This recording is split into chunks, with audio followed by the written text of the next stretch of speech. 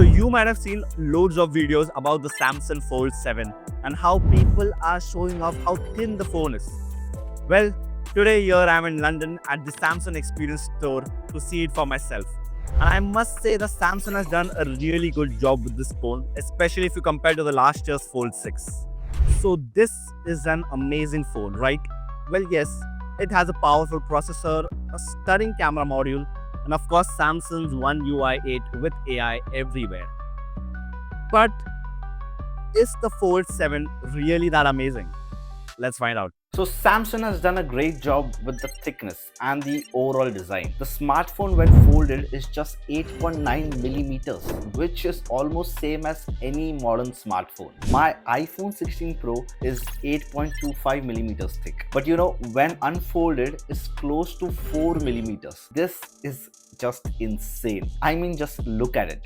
Full marks for engineering from my side. And when you open the phone, you get an 8-inch LTPO AMOLED display by Samsung, that too with 120 Hz of refresh rate. Adding on to the display, the very first thing that I checked and I didn't see anyone talking about is the aspect ratio when you watch something with the screen unfolded. And as you can see, even though technically you are watching content on a bigger screen, the reality is that you are not. The ratio is quite similar if you compare to any other traditional smartphone. Now, watching content on a bigger screen is one of the practical use cases of having a fold phone, and not able to do that is more of a question mark in my head. But when it comes to multitasking, you will enjoy the experience because Samsung has really thought about it, how you can use the two screens, and for that the base variant also comes with 12 gigabytes of RAM. Now that should be enough for all the multitasking, plus to use all the AI features. As you know, these AI features are heavy on RAM, so thumbs up to Samsung for thinking about that. Now Samsung did talk about their AI features a lot during the entire presentation, so I gave the AI remove object a try. I feel this is one of the most usable AI features, and I can confidently say that it is just getting better. Especially after removing that particular object, the area over there doesn't look stretched. If you have used an AI feature like this, you know what I'm talking about.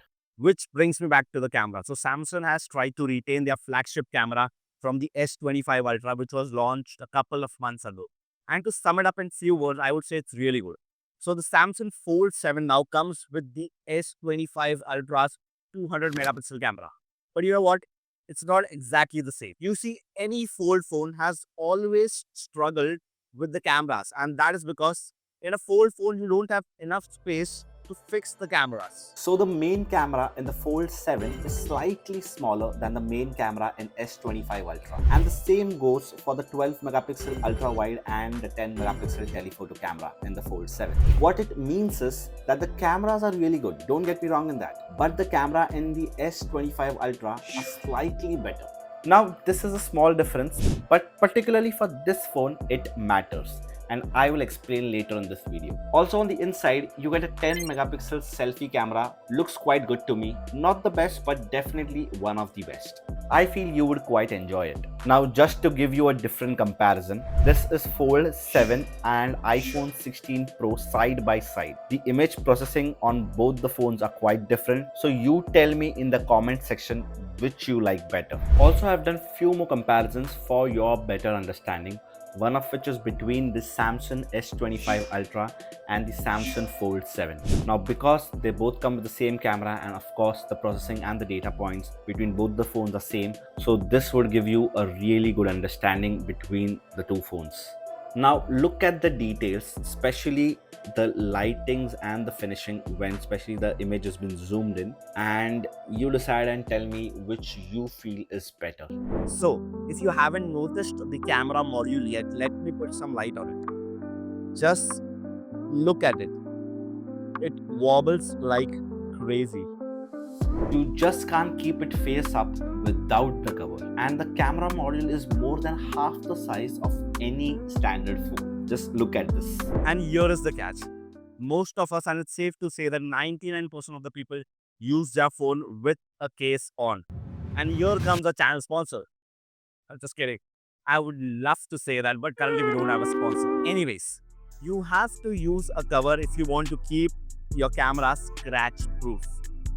And you know what? For that, you need to have a cover that actually covers the camera bump of the Fold 7, which makes it quite thick. So while the thin design is quite impressive, I am just not sure how much of it is really practical, considering that probably the Fold 7 has the biggest camera bump of any smartphone. I would love to know your thoughts. Is thickness of a smartphone really a selling point for you? Do let me know in the comment section.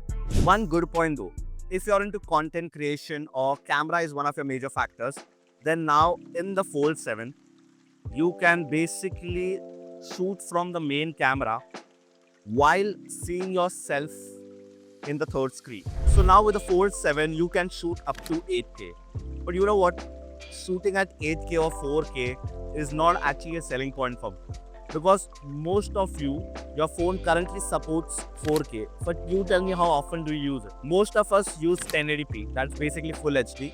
And even if you upload on any of the social media, the standard is still 1080p. And one of the major reasons for that is the file size slash the storage.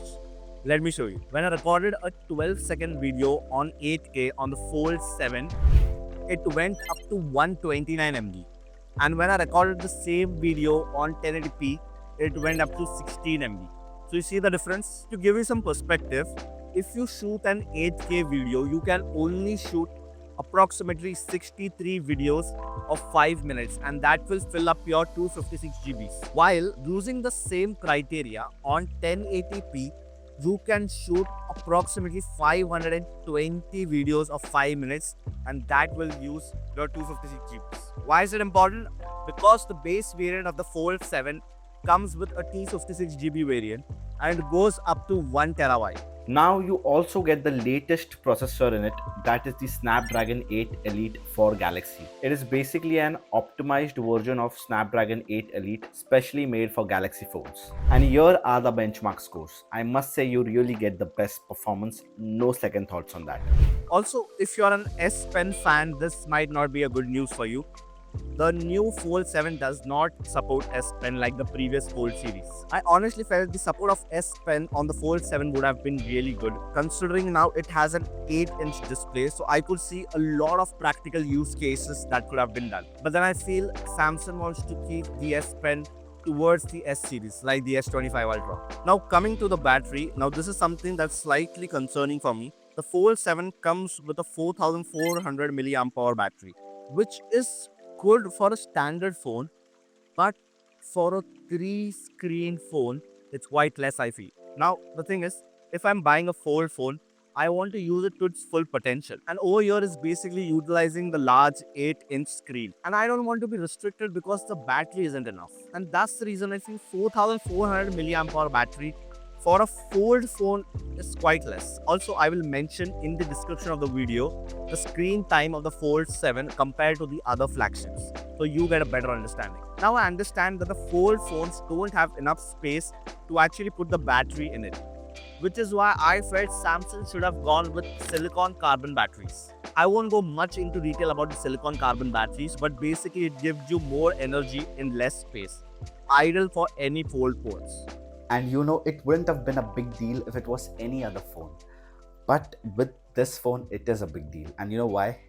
Because the Samsung Fold 7 starts at $2,000 for the base variant that comes with 256 GBs of storage. And it goes up to 1 terabyte.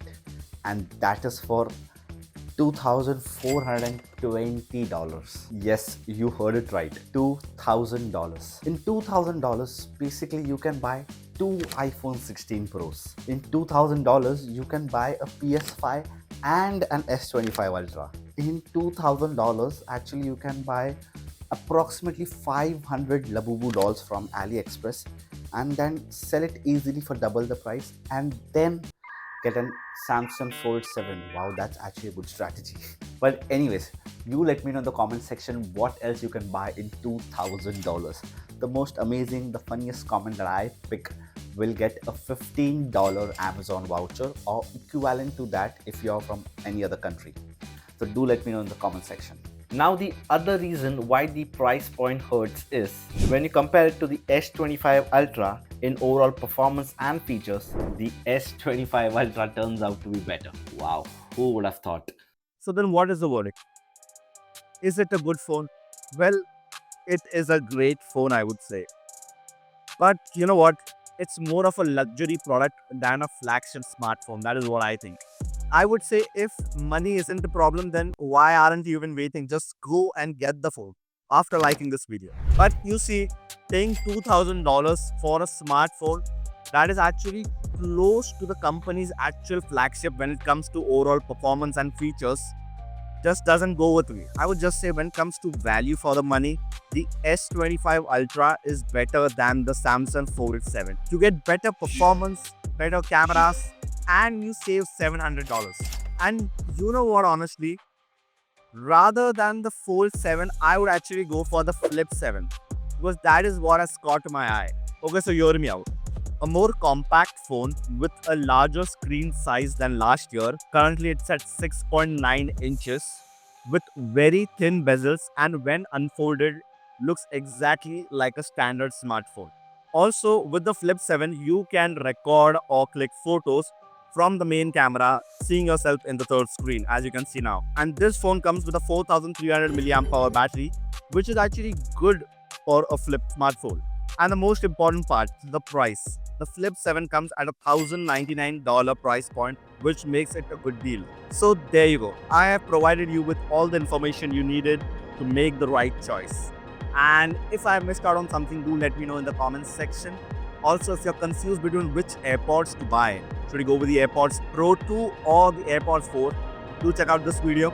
And I'll see you in the other video. Till then,